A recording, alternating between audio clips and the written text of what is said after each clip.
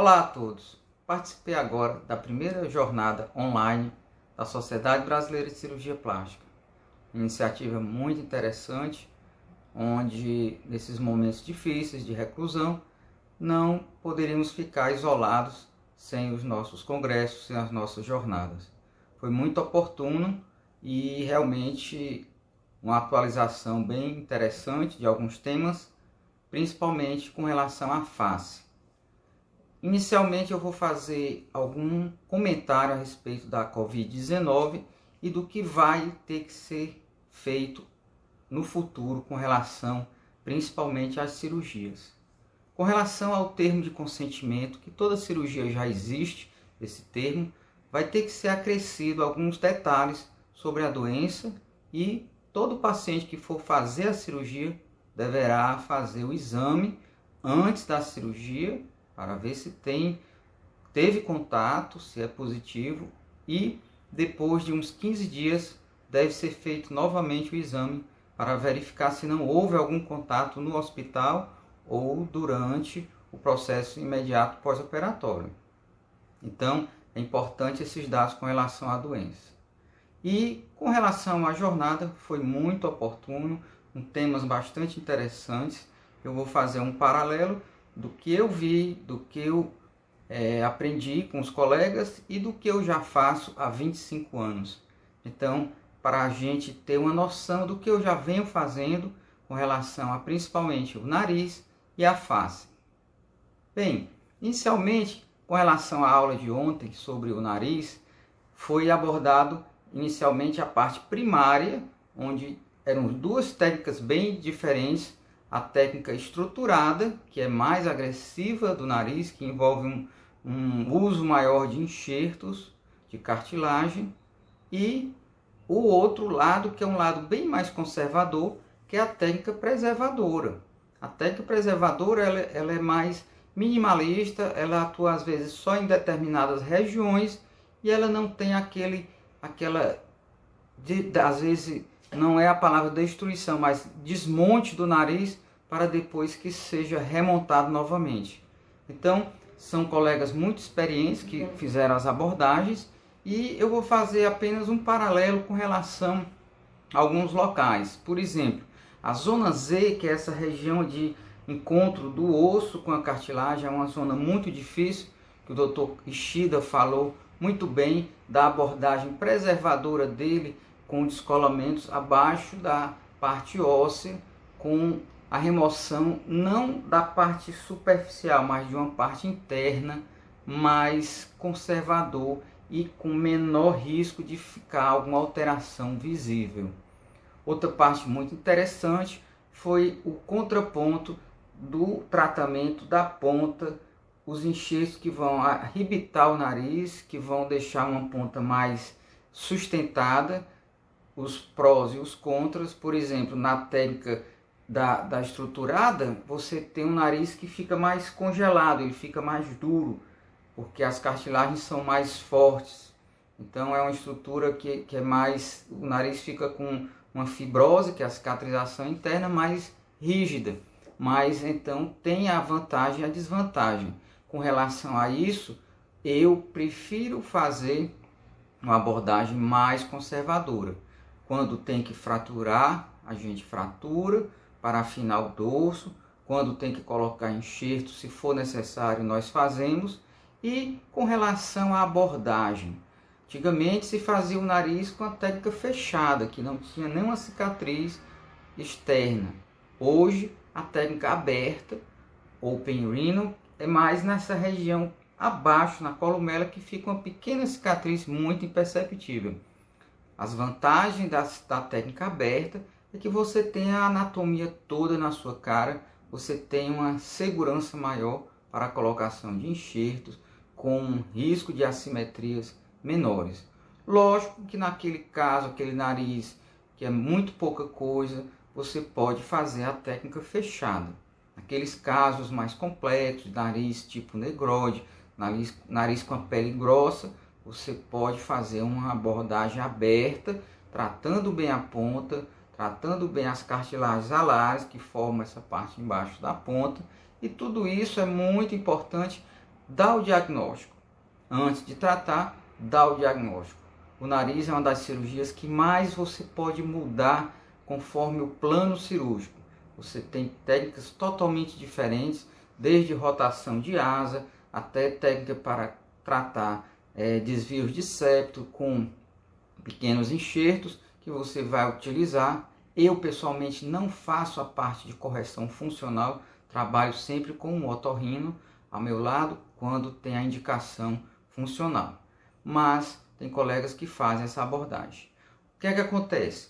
O nariz primário é uma cirurgia. Quando você parte para o nariz secundário, às vezes a pessoa já operou com outro colega ou até mesmo com você e quer um melhor refinamento, você pode fazer a abordagem secundária sem nenhum problema e pode fazer pequenos retoques com enxertos, com rotações de asa, pequenas alterações que vão deixar um benefício maior. Em alguns casos mais minimalista, você pode apenas fazer um preenchimento com ácido hialurônico como uma rinomodelação, que vai dar um bom resultado. Então é importante você dar o diagnóstico para ter um tratamento do nariz adequado. Nós não gostamos daquele nariz que se chama nariz com cara de operado. Eu gosto de um nariz natural que fica com a sua identidade preservada. Eu não gosto daquele nariz muito radical, aquele nariz de boneco que você sabe que foi operado.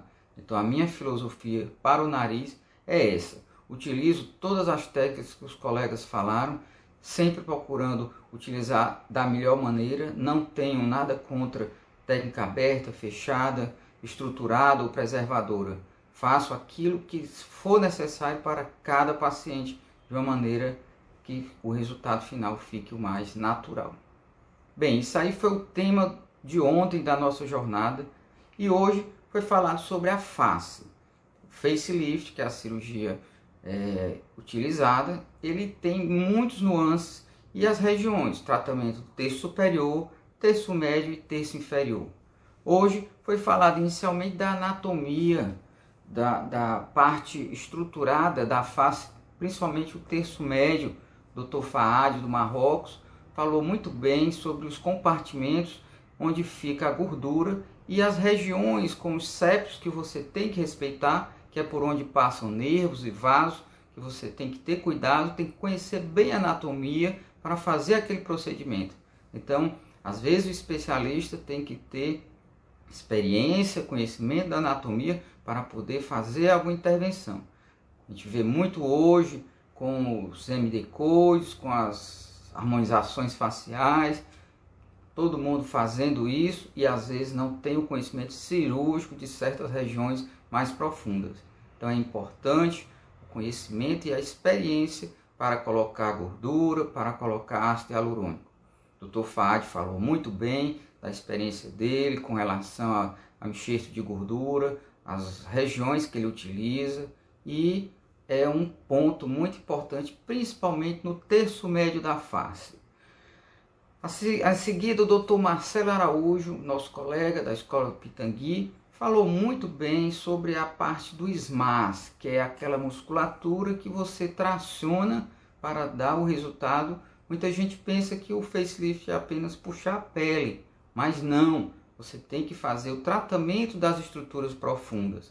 O SMAS, que é o sistema de músculo superficial, né, a aponeurose, que é um resquício da musculatura do pescoço, você deve tracioná-lo. Então você tem técnicas diferentes. Você pode fazer apenas a aplicatura, com pontos para elevar. Você pode fazer o descolamento e a retirada, que é a esmacectomia.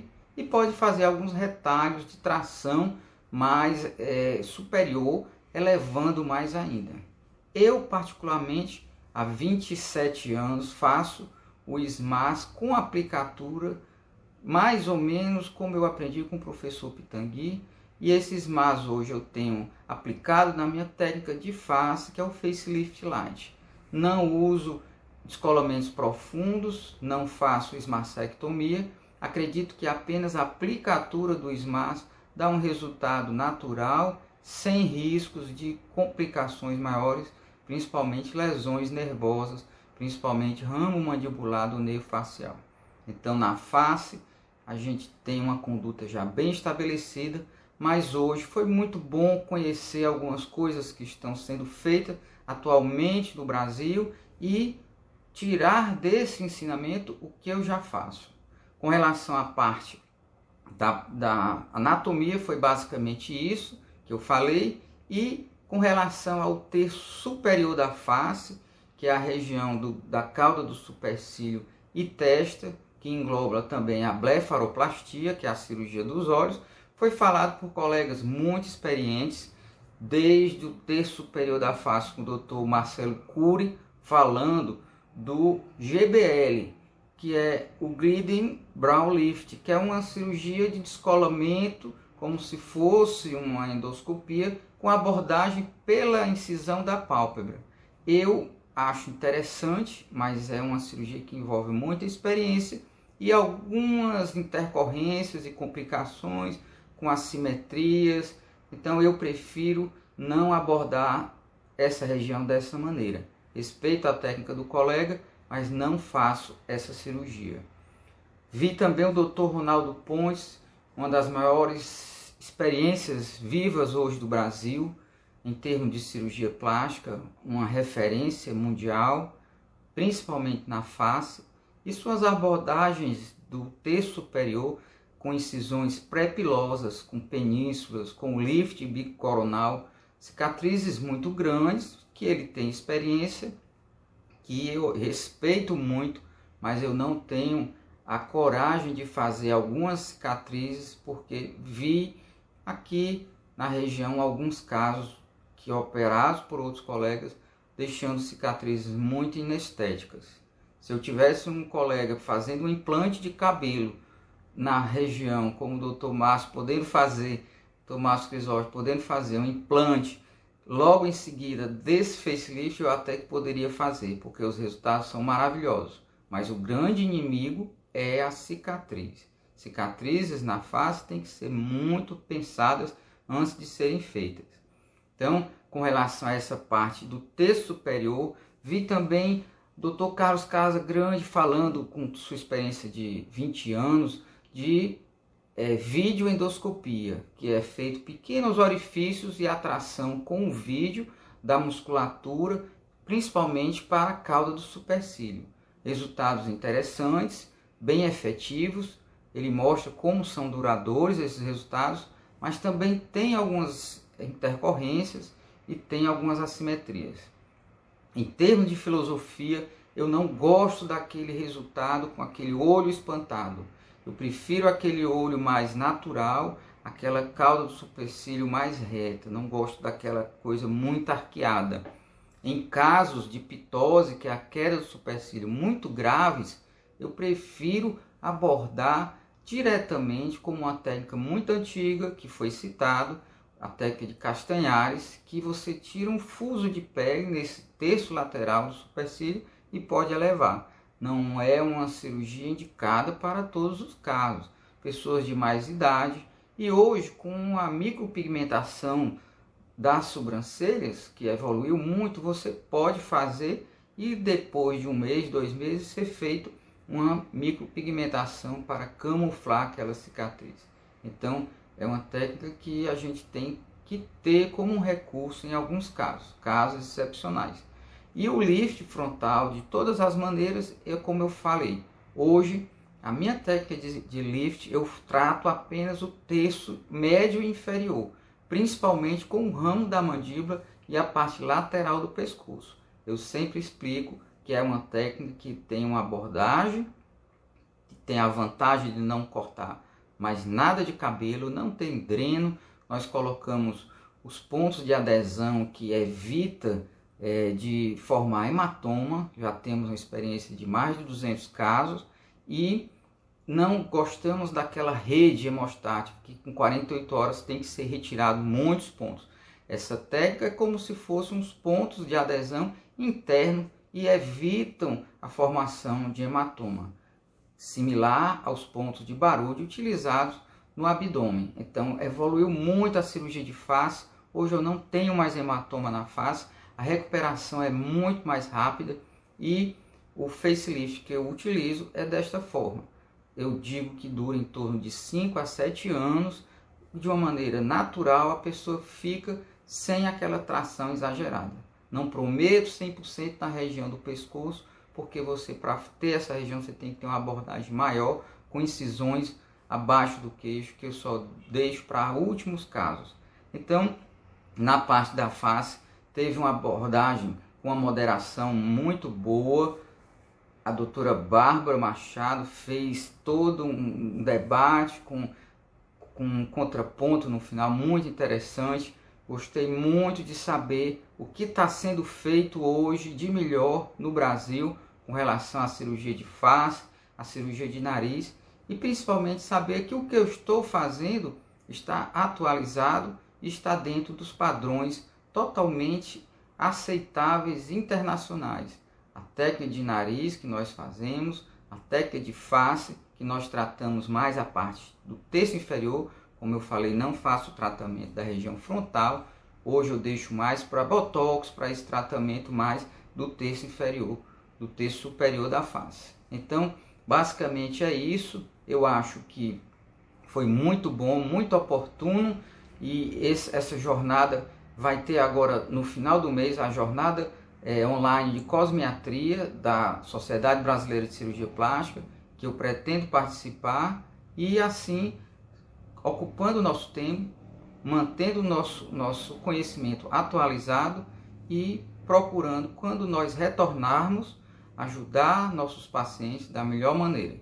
Estamos aqui esperando que tudo isso passe e que possamos retornar com nossas cirurgias plásticas o mais breve possível.